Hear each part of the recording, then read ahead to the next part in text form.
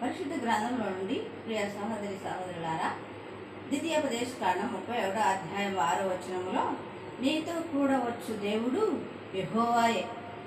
ఇప్పుడు మనతో వస్తాడు దేవుడు. మనం ప్రభువును ప్రేమించినప్పుడు, ప్రభువులో ఉన్నప్పుడు ప్రభు మనతో కూడా వస్తాడు. అదే దావీదు మహారాజు కూడా దావీదు కీర్తనలు 23వ అధ్యాయం, యెహోవా నా కాపరి. ఎలా నీ కాపరి ఉంటాడు? ప్రభువులో ఉంటున్నావా? లోకంలో ఉంటున్నావా? పాపములో ఉంటున్నావా? శాపములో ఉంటున్నావా? అలా ఉంటే ప్రభువు నీ వైపు రాడు, నేను ప్రేమించడు. నీ హృదయం అంతా పాపంలో ఉంది కనుక ప్రభువు నీ కాపరిగా ఉండడు. నా గిన్నె నిండి పొరులుతున్నది అంటాడు దావీదు మహారాజు. ఎలా నీ గిన్నె నిండాలి? ప్రభువులో ఉన్నప్పుడు నీ కుటుంబము ఆశీర్వదించబడుతుంది, నీ కుటుంబము దీవించబడుతుంది. లేకుంటే పాపములోనే పతనమయ్యేవారుగా ఉంటాం.